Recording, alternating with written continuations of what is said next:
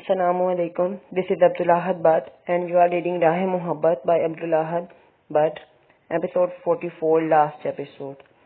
یہ ناول میرے Facebook page Abdul Ahad Butt writes پر پوسٹ ہو چکا ہے پہلے، یا یہ کہنے کہ پچھلی 43 ایپیسوڈ اس پہ پوسٹ ہو چکی ہیں، لیکن جیسا کہ میں نے یہاں پوسٹنگ سٹارٹ کی ہے یوٹیوب پہ، تو اسی وجہ سے اس کی پچھلی ایپیسوڈ صرف فیس بک پر ہی پوسٹ ہیں، یوٹیوب پر پوسٹ نہیں ہوئی، تو آپ میرے پیج کو سرچ کر کے وہاں سے اس کی پچھلی ایپیسوڈ پڑھ سکتے ہیں۔ آج ہم لاسٹ ایپیسوڈ سٹارٹ کرتے ہیں۔ مجھے امید ہے کہ آپ کو یہ ناول پسند آیا ہوگا۔ اپنی رائے کا اظہار کمنٹ میں کریں، شکریہ۔ وہ گاڑی تیز چلا رہا تھا۔ اس نے ایلس کے موبائل کی لوکیشن ٹریک کر لی تھی۔ اسے یہ معلوم ہو چکا تھا کہ ایلس اس وقت مال میں نہیں بلکہ انہی کی پرانی فیکٹری میں ہے، لیکن ایلس وہاں کیا کرنے گئی ہے یہ تو اب جا کر ہی پتہ چلے گا۔ گاڑی چلاتے ہوئے وہ خود سے ہی بول رہا تھا۔ وہ اس بات سے انجان تھا کہ ایلس کا کڈنیپ ہوا ہے اور وہ کسی اور نے نہیں بلکہ سفینہ نے کیا ہے۔ شاید اب سفینہ کا بھی کھیل ختم ہونے کو تھا۔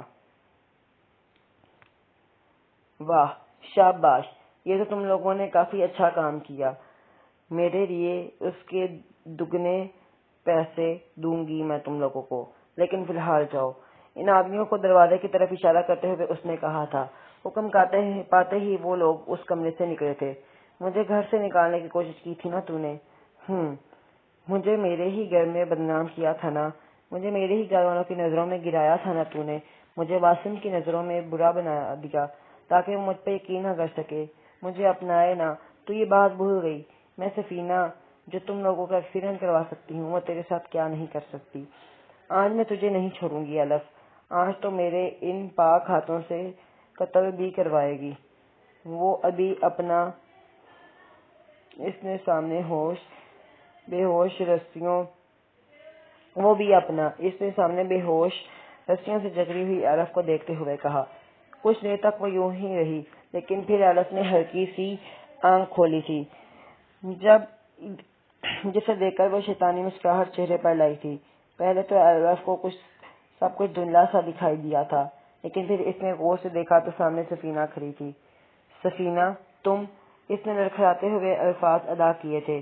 نظر اسے ابھی بھی کچھ صحیح سے نہیں آ رہا تھا، لیکن اس سے پہلے کہ وہ کچھ اور بولتی، سفینہ اس کے سر پر ایک ڈنڈا برسا چکی تھی جس سے اس کا خون بہا تھا اور وہ پھر سے ایک بار بے ہوش ہوئی تھی۔ اتنی آسانی سے نہیں ماروں گی تجھے، سفینہ نے کہا۔ واسم نے گاڑی فیکٹری کے سامنے روکی۔ وہاں پر کچھ لوگ کھڑے تھے۔ وہ ان کی طرف بڑھ رہا تھا۔ آپ اندر نہیں جا سکتے، ان دونوں میں سے ایک نے کہا تھا۔ کیوں؟ وہ جانتا تھا کہ کوئی تو ایلف کو یہاں لایا ہے، لیکن کون اور کیوں؟ بس کہہ دیا نا کہ اندر نہیں جا سکتے تو نہیں جا سکتے، ایک بار کی بات سمجھ نہیں آتی؟ چلو جاؤ یہاں سے، اس نے غصے سے کہا، جبکہ واصف ہلکا سا مسکرایا تھا۔ اس نے ان دونوں کی وہ درگت بنائی تھی جس سے وہ اپنی بھی شکل نہ پہچان سکیں۔ میری بیوی کہاں ہے؟ اس نے سرد لہجے میں کہا۔ اس ڈر سے کہ مجھ کو دوبارہ نہ مار پڑ جائے، اس نے سر چگل دیا۔ اندر۔ ان میں سے ایک نے اندر کی طرف اشارہ کرتے ہوئے کہا تھا۔ ان سب کی آوازیں سفینہ تک پہنچ چکی تھی۔ پوری فیکٹری میں پیٹرول پھیلا ہوا تھا۔ چل بھائی، تیرا مرنے کا ٹائم آ گیا، لیٹس ریڈی ٹو گو ان کور۔ اس کمرے میں ایک ہی موم بتی تھی جو اس نے زمین پر پھینکی تھی، اور پھر ایلس کی کرسی کے ارد گرد آگ لگنا شروع ہو گئی تھی۔ سامنے والے کمرے سے دھواں آتے دیکھ کر وہ فوراً وہاں گیا تھا، جبکہ سفینہ کو دیکھ کر اس کا ہون کھولا تھا۔ سفینہ کمرے سے باہر نکلی تھی اور پرس لینے کے آگے بڑھی جب غلطی سے ہی ایک موم بتی اس سے زمین پر گر گئی اور وہاں بھی آگ پھیل گئی۔ نہیں، بچاؤ مجھے، کوئی مدد کرو۔ آگ اس کے ارد گرد پھیل گئی تھی اور دیکھتے ہی دیکھتے وہ آگ اسے نکل گئی۔ وہ کہتے ہیں نا، کسی کے لیے گہرا نہیں کھودنا چاہیے، اس میں خود بھی گر سکتے ہیں، اور یہی ہوا تھا سفینہ کے ساتھ۔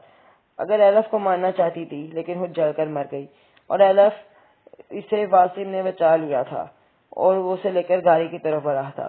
وہ سفینہ کی جان بھی بچانا چاہتا تھا، لیکن وہ جل کر مر چکی تھی، اب کچھ نہیں ہو سکتا تھا۔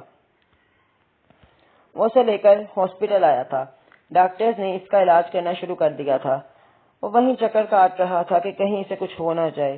اس کی لاپرواہی کی وجہ سے وہ کس حال میں پہنچ گئی تھی۔ ڈاکٹر نے کہا تھا کہ خون کافی بہہ گیا ہے، آپ دعا کریں۔ اسی ہاسپٹل میں عالیہ بھی ایڈمٹ تھی۔ کافی دیر ہو چکی تھی لیکن ڈاکٹر نے ابھی تک باہر نہیں آئے تھے۔ اسے کچھ بھی ٹھیک نہیں لگ رہا تھا۔ ماہر کو شاید غصہ آ رہا تھا اس پر کہ وہ کیسے اتنا لاپرواہ ہو گیا کہ اس گھٹیا شخص کی اتنی ہمت ہوگی کہ وہ اس کی بیوی پر جان لیوا حملہ کرے۔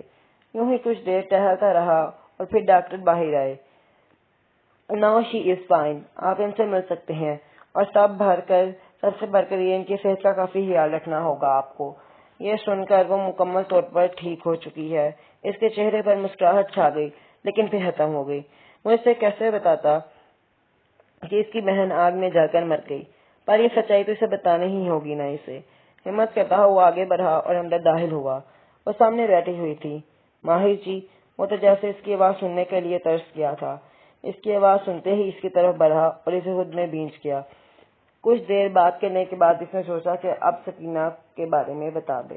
"عالیہ، مجھے تمہیں کچھ بتانا ہے۔" اس نے سیریس ہو کر کہا تو وہ بھی سیریس ہو گئی تھی۔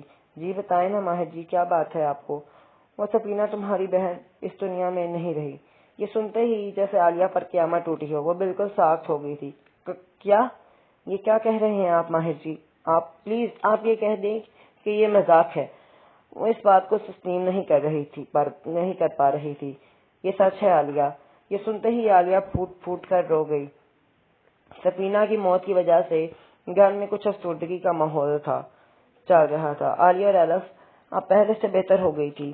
دانیال نے معافی مانگ لی تھی اور وہ فرانس چلا گیا تھا۔ عالیہ کچھ دن اپنی ماں کے پاس ہی رکی تھی۔ ماسی نے ایلف کا بہت خیال رکھا تھا۔ اس واقعے کے بعد وہ کافی خاموش سی ہو گئی تھی۔ کچھ عرصہ بعد اب وہ ایک خوشحال زندگی جی رہے تھے۔ عریشہ کی بھی شادی ہو گئی تھی۔ اس کی والدہ بھی بہت خوش تھی۔ عالیہ گھر آ چکی تھی۔ وہ کمرے کی طرف بڑھ رہی تھی اور جیسے ہی کمرے میں داخل ہوئی تھی اس پر گلاب کی پتیاں نچھاور ہوئی تھی۔ پورا کمرہ سجا ہوا تھا۔ یہ سب ماہر نے کیا تھا اس کے لیے۔ "واہ، بہت پیارا ہے۔" وہ کھلکھلا اٹھی تھی۔ ماہر نے اسے اتنا خوش کافی دیر بعد دیکھا تھا، لیکن آپ سے کم۔ یہ کہتے ہوئے وہ اس کے سامنے آیا تھا۔ وہ اسے بازو سے کھینچتے ہوئے اپنے قریب کیا۔ اس کی کمر کے گرد ہاتھ ڈالتے ہوئے اپنی گرفت میں زور کرتے ہوئے اس کے لبوں پر جھکا تھا۔ وہ بھی اسے اپنا آپ سونپ گئی تھی۔ وہ کچھ فروٹس لیے کمرے میں داخل ہوا تھا جسے دیکھ کر ایلف نے منہ بنا لیا تھا۔ "مجھے نہیں کھانے، یہ کھا کھا کر موٹی ہو جاؤں گی۔" اس نے کہا تو وہ مسکرا گیا۔ "اچھا ابھی نہیں تو ٹھہر کر کھا لینا، کوئی بڑی بات نہیں ہے۔ اس نے کہا اور اٹھ کر جانے لگا جب ایلف نے اس کا ہاتھ پکڑتے ہوئے اسے روکا تھا۔ "مت جائے نا، میرے پاس رہیں، مجھے ڈر لگتا ہے۔" اس نے کہا تو مسکرا کر اس کی طرف دیکھتا ہے۔ "اگر رکا تو تمہیں مجھ سے بھی ڈر لگنے لگے گا۔" یہ سنتے ہی ایلف کا چہرہ کانوں تک سرخ پڑا تھا۔ یہ کہتے ہوئے بنا کچھ بولنے کا موقع دیے بغیر وہ اس کے لبوں پر جھک گیا تھا۔ دکھوں کا موسم ختم ہو چکا تھا۔ اب محبت کی باری تھی، راہ محبت پر ساتھ چلنے کی باری تھی۔ ختم شد۔ مجھے امید ہے کہ آپ کو آخری قسط پسند آئی ہوگی اور پچھلی قسطیں آپ میرے پیج پہ پڑھ سکتے ہیں۔ باقی میرا اگلا ناول خمارے آتش عشق پر زور نہیں سیزن 2 کی سیکنڈ ایپیسوڈ انشاءاللہ منڈے یا سنڈے کو ہی میں کوشش کروں گا کہ یوٹیوب پر پوسٹ کر دوں۔ شکریہ۔